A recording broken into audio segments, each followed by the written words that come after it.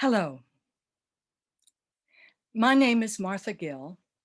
I'm a former president of Friends of Tennessee Libraries and currently serve the organization as editor. This presentation is part of our annual meeting for 2020.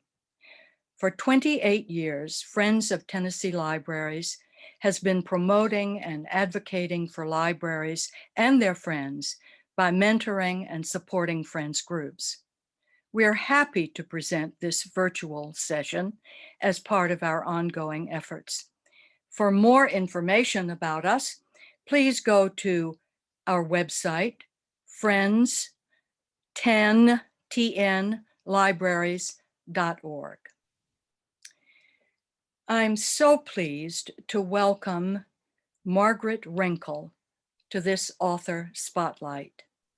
She's the author of Late Migrations, A Natural History of Love and Loss, which was published in 2019, and a new book coming out next year, Graceland at Last, and other essays from the New York Times.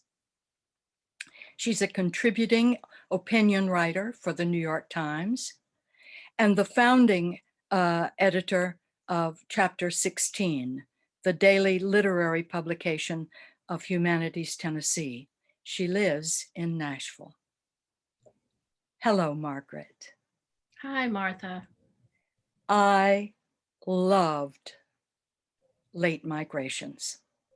I read it slowly to savor your beautiful language and the closely observed details from the natural world, and to reflect, actually to meditate on your concept that what happens outside the house in the natural world is connected to what happens inside the house. Would you speak to us about how the book came about, how it's put together, and would you comment on the book's title? The book started out as not a book. It was originally just a little pile of tiny essays. I kept thinking maybe the essays might start sorting themselves into lines and I could start thinking of them as poems, but that never happened. I think because I started writing after my mother died very suddenly. She was living in the house across the street from us in the last years of her life, and she needed a lot of help, but was very independent in other ways. But her life and my life, because I work from home, were so that every hour of the day was intertwined. So when she died very suddenly of a cerebral hemorrhage, I felt really unmoored. Every minute of the day was a reminder that she was gone. And though I had been a full-time writer earlier in my life, for the years just before she died, the 5 or so years, 6 maybe, I had been working as a full-time editor, and I hadn't been writing anything at all except for what needed to be written for my job as an editor, newsletters and interviews and things like that. But I kept coming back to writing as a source of solace. And at the same time, I came back to the natural world as a source of solace. I've always considered time in the natural world as holy time in a way, I think, because I spent so much time outdoors as a child. And so these two, I was writing what I was seeing outside my window, and I was writing about how I felt about losing Mom. And gradually the two separate little piles just kept piling up. And the family things I was writing started going back farther in time, so that I was remembering a lot about my childhood and thinking about Mom.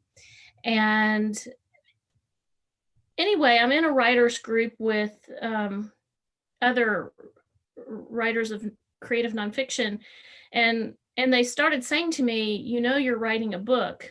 Mhm. And I hadn't been thinking of it that way at all. I had been thinking of it as almost a spiritual practice, a healing practice. But as soon as they said that, I started seeing a lot of the connections, and I started thinking about it more as reflections on love and loss in both the natural world and in our family.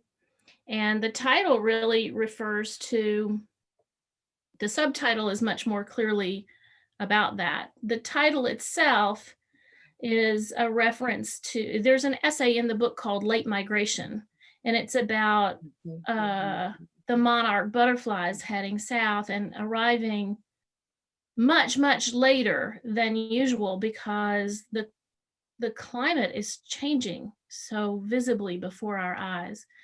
And when we were trying to find a title for the whole book, and it was taking a long time because the one I liked was not one that my editor liked, and the one my editor liked was not one that I liked. And so we just kept going around and around, and my husband went through the whole book and threw out, I think, probably a couple of hundred possibilities just from phrases in the book. And then my editor hit on calling it Late Migrations, plural, as a reference not just to the butterflies, but to the warblers I talk about in the book, and to the family stories starting in Lower Alabama and moving up to Tennessee, with side trips to Philadelphia and South Carolina. So it's a multi-layered title. Beautiful parallels, beautiful parallels.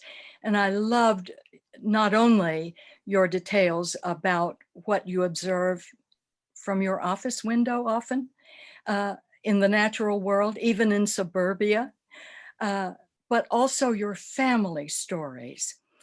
And I wondered if you can talk a little bit about what you think family stories do for a family.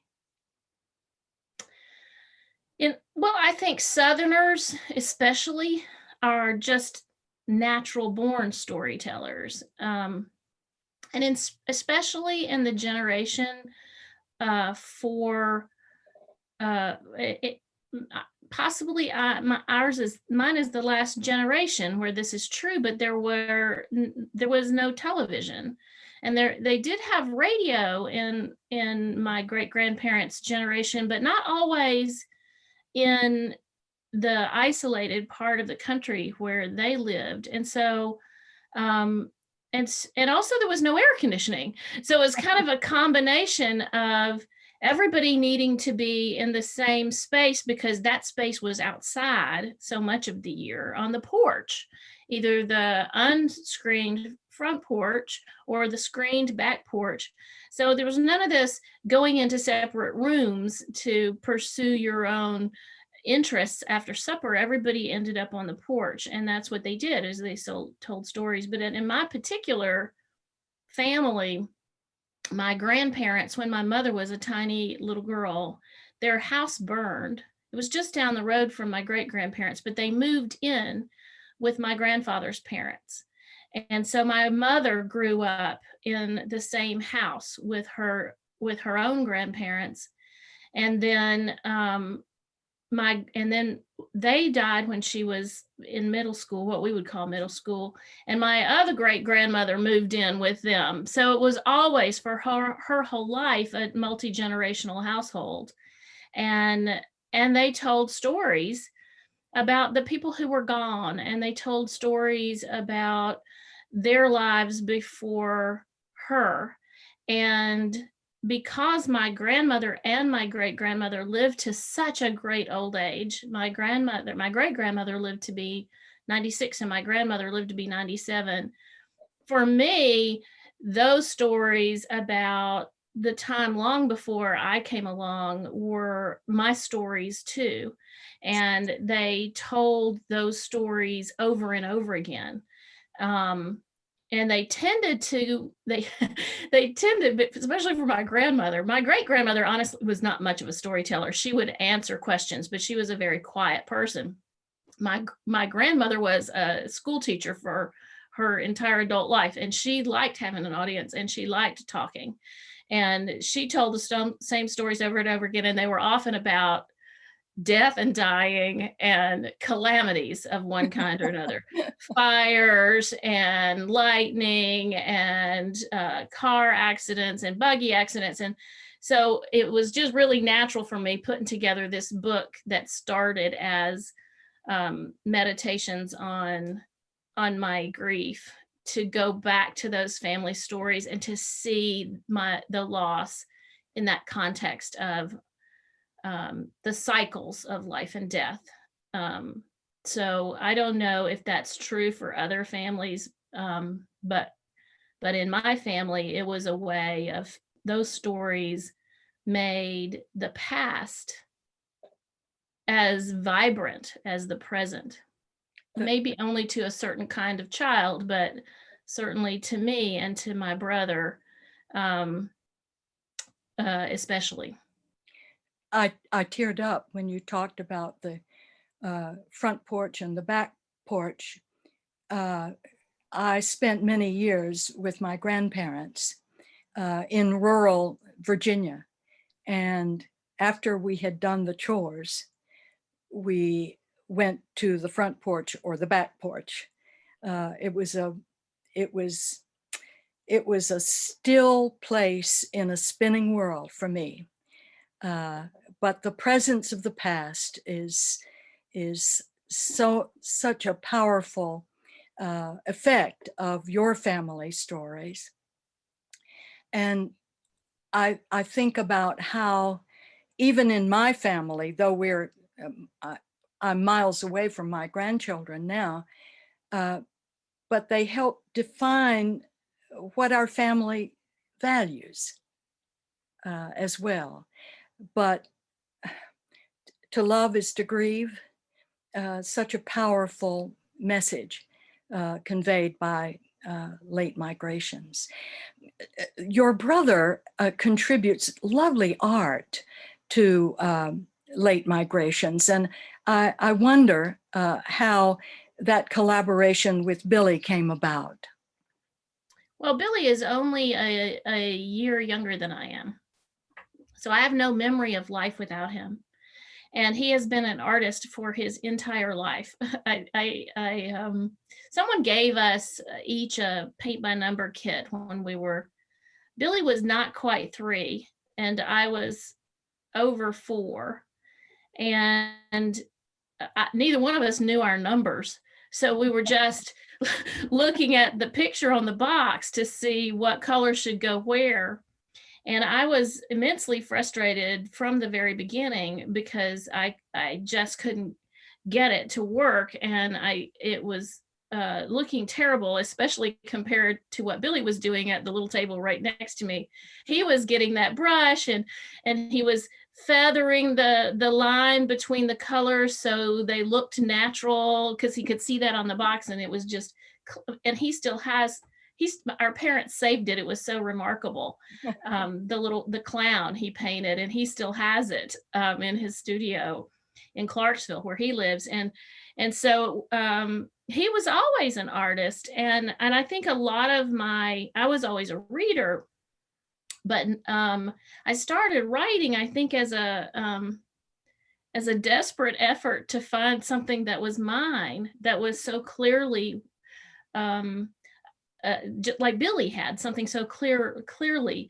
And so when we were growing up, I would write little stories and he would draw pictures for them, or we would make cards we do have a younger sister, but she's so much younger than we are that we were already in grade school before she was born.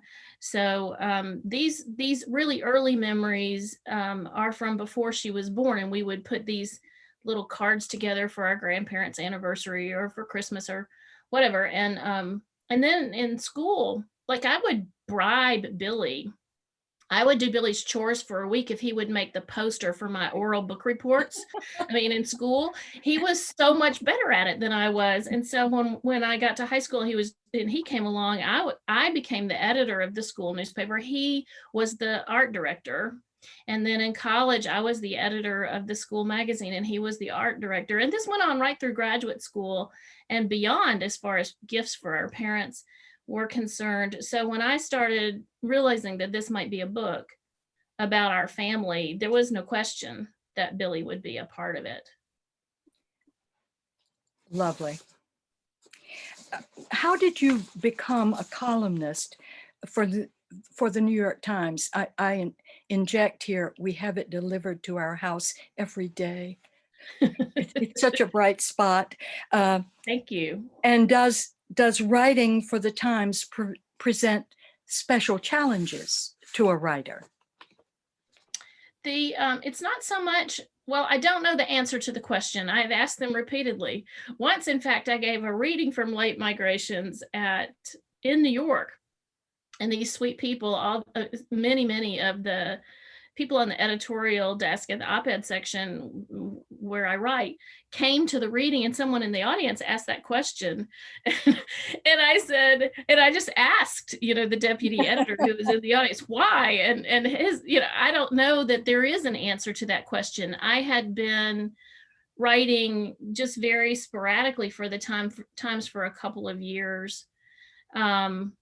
And at the beginning of 2017, they were looking to expand the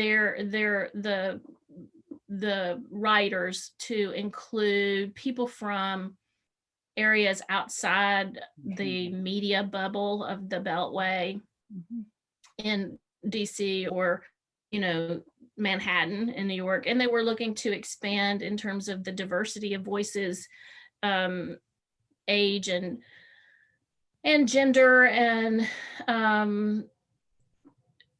race and culture and everything. And I think that at some point somebody must have said we need somebody in the South. And I should say they already had Mimi Schwartz over in Texas, and she's fantastic.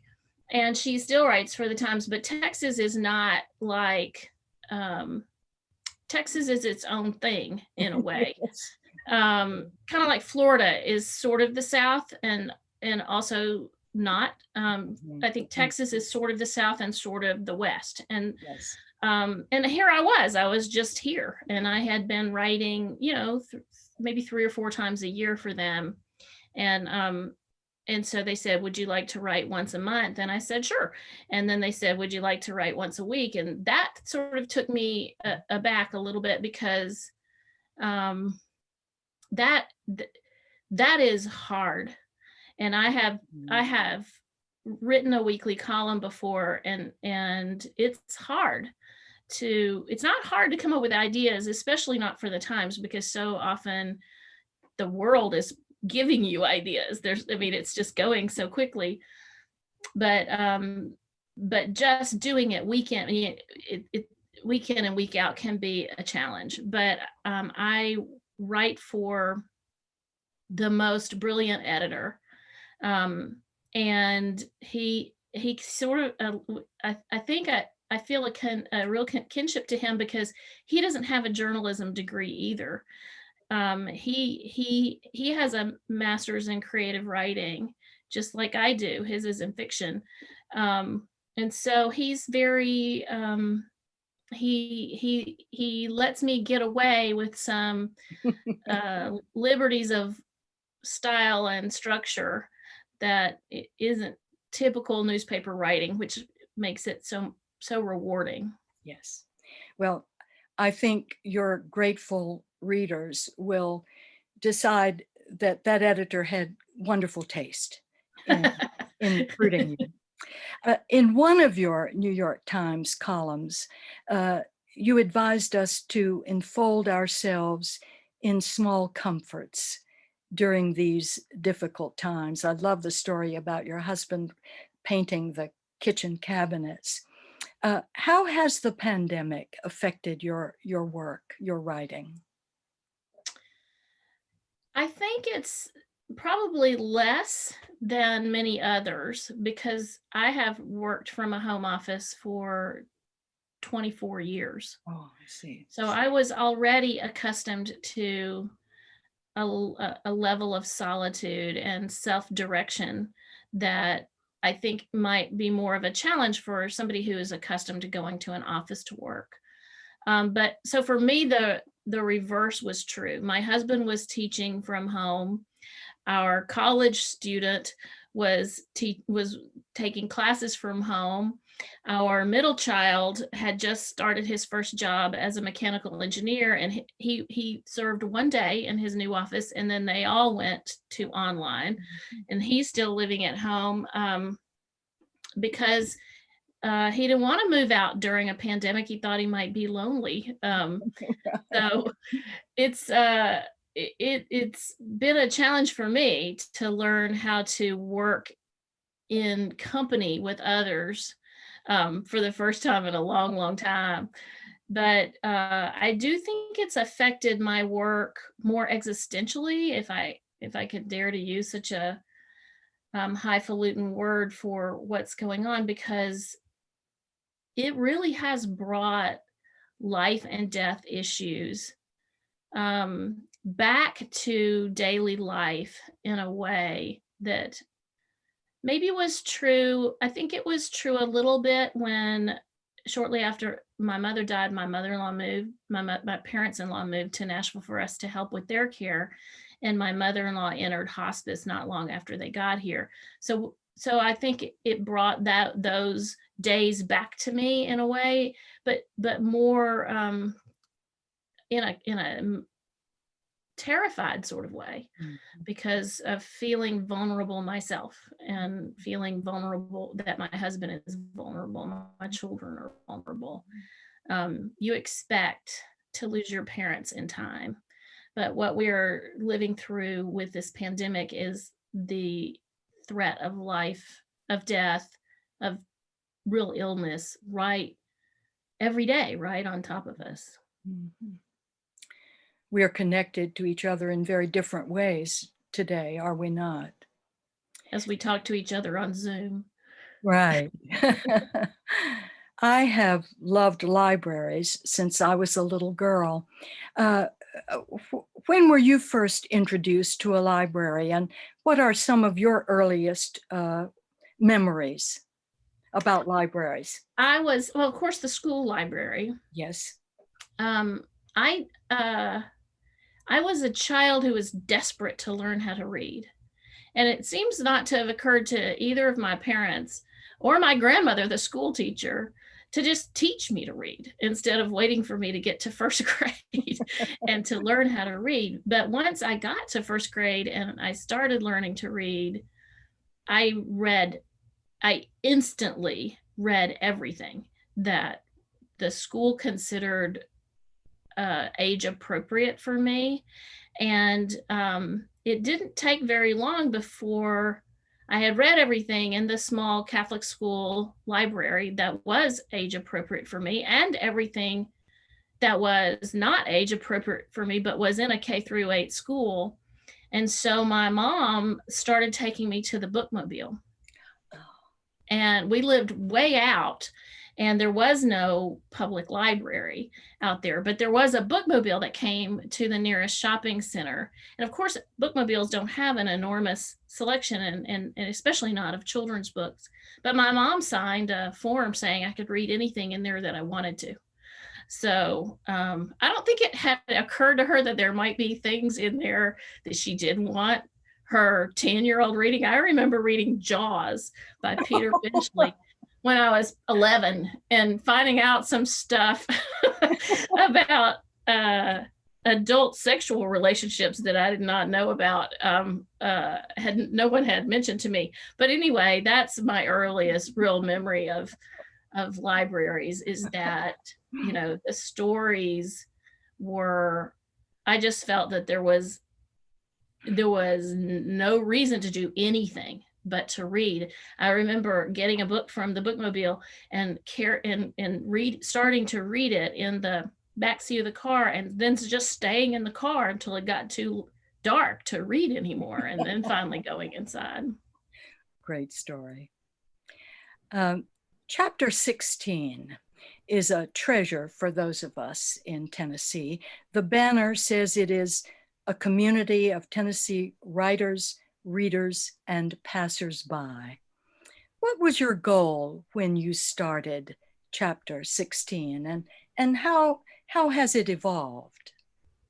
Well, I should correct you and say that I didn't really start chapter 16. I was hired to implement the vision for chapter 16 that predates my joining Humanities Tennessee. But Humanities Tennessee, we are right now, as you're recording this, coming to the end of the first virtual Southern Festival of Books. Right. But but Humanities Tennessee has been putting on the Southern Festival of Books down at Legislative Plaza and the Nashville Public Library now for, I think, 33 years. And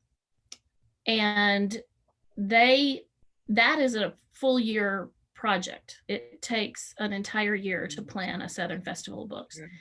And in that, I think that the folks at Humanities Tennessee, especially Serenity Gerbman, who's the director of Literature and Languages programs, were looking for an opportunity to, I guess, keep those relationships fresh between one festival to the next, and at the same time find a way to embody the Library of Congress's Center for the Book has an outpost in every state, and Humanities Tennessee is the state affiliate of the Center for the Book at the Library of Congress. Some states take that funding and they create an actual center of some kind with actual a physical presence. But Humanities Tennessee the people there had the idea of making it a digital space where people could come to it. It's difficult in Tennessee, being so spread out, to have a physical space that's accessible to everybody in the state. It takes longer to drive from one end of Tennessee to the other than it takes to drive from Nashville to Canada. So that gives you an idea of, how difficult that challenge is. So chapter 16 was a way to do both. It was a way to create a digital space that was a center for the book in Tennessee, and keep the relationships that the Southern Festival of Books fosters alive throughout the year by providing book reviews and author interviews and excerpts from forthcoming books by Tennessee authors and we quickly realized it couldn't just be Tennessee authors, because we really needed to support libraries and bookstores and universities programs at the same time. And so we began to cover also the writers who were visiting the state and giving a talk at a library or giving a talk at a university or at a bookstore. And so it just sort of kept expanding, because the opportunities to cover the literary life of this state keep expanding. It's a wonderful resource for friends of libraries. I should say that if you aren't aware or familiar with Chapter 16, you go to chapter16.org, and you can sign up for the newsletter that comes from editor Maria Browning. Right. And it's a wonderful once a week email that tells you not just the links to the most recent 5 stories at Chapter 16, but also all the news of Tennessee writers in the news. So if Lori Moore has an essay in the New Yorker, yes. Maria will link to it. Or if, let's see, Linda Parsons has a poem, Maria will link to it. So it's a really great way to stay on top of all the literary news in this state. So true. I was excited to see that you have a new book coming out in September of next year. Can you give us a little preview of Graceland at Last and other essays from the New York Times. I should say it's Graceland, comma, at last. Right. The title comes from, there is an essay in the book about the time I finally got to go to Graceland after trying for decades to get there. But I liked the title. I like the possibilities of an extra resonance in the name Graceland, because the book is really, it's not a greatest hits collection of my columns from the last 3 years. It's not the most controversial or the ones that got the most reader engagement, or the ones in terms of comments, or it's all focused on life in the South, different aspects of living in the South. And some of it's personal. I tell stories about my great-grandmother, the same great-grandmother who's all through late migrations. I tell stories about my parents, but it's also political. There are essays in there about my vehement disagreement with decisions that get made in the Tennessee General Assembly. It's also about the natural world. My column, the tagline on my column says that I cover the flora, fauna, politics, and culture of the American South. And that's not all I cover, but that's sort of my beat. And so this essay pulls together the things that fall under that category. And I like the idea of much of what happens in the South, especially for people like me who are politically liberal, is a trying to confront and wrestle with what we love about the South and what terrifies and horrifies us about the South at the same time. So I like the idea that we're moving toward a state of grace, and we haven't gotten there yet. But also I just like Elvis. So I think it sounds as though there is much in this new book that will resonate with other Southerners like me. Well, I'm curious to see, because when this book was actually the idea of the book development editor at the Times. So it's really a joint project between the Times and my publisher, Milkweed Editions, who brought out Late Migrations and who will also bring out Graceland at Last. I wondered, why would anybody buy a book where most of the content is already available at the New York Times website if you have a subscription? But my editor sort of explained that because of the volume of content that gets generated every single day by that newspaper, which really has served increasingly as the national newspaper of record, Right. it's almost impossible to find something that you want to find unless you remember some very key words. Otherwise, they have to be very specific keywords. Otherwise, it pulls the search engine pulls up 200 words going back to the 19th century that have stories that have those words in them. And so it can be a little challenging to find something that you're looking for that is, say, even a week old. So we'll see. Looking forward to it. I am so grateful for having this opportunity to talk with you and to share our conversation with our friends in Tennessee and beyond. In closing, would you mind reading a short passage from Late Migrations for us? I'd be happy to. Thank you. I'll read a really short one because I seem to have jabbered on a little bit today. Such good questions, Martha. It's hard to stop talking. This one, the family essays in Late Migrations are arranged chronologically. This one, I'll show this one because it has one of the pieces of artwork in it. This is a storm.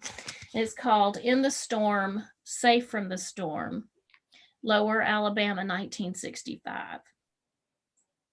At my grandparents' house in the country, we live on the front porch where the ceiling fan blows the bugs away and stirs the steaming air into something passing for a breeze. At home in town, we are very modern and have no porch at all. There's a concrete stoop, but only the barest overhang to cover it. Hardly anything to keep away the rain or the blistering sun. When a storm comes, my father sets his chair right in the doorway, straddling the jamb. I love the storms. If I'm asleep, he lifts me up and carries me through the dark house to sit with him in the doorway and listen to the wind and the thunder. The rain comes and I feel it with the tips of my toes, but they are the only parts of me that get wet, for I have drawn my knees up to my chest under my nightgown, and my father has unbuttoned his corduroy jacket and pulled it around me and wrapped his arms around me too. I lean into him. I feel the heat from his body and the cool rain from the world, both at once. Perfect. Thank you so much. Thank you, Martha, and thanks to all of you for everything you do. I don't know what our civilization would be like without libraries, and I'm grateful. And where would libraries be without writers like you? If you haven't already done so, those of you who've been watching, read Late Migrations as soon as you can. And be sure to watch for Margaret Renkl's new book, Graceland at Last, next year. And contact us, the Friends of Tennessee Libraries, at our website. That's friendstnlibraries.org to learn more about our organization, and we hope perhaps to join us. We would love to have you help us in our mission to support libraries. And to everyone, happy Friends of Libraries Week. Thank you.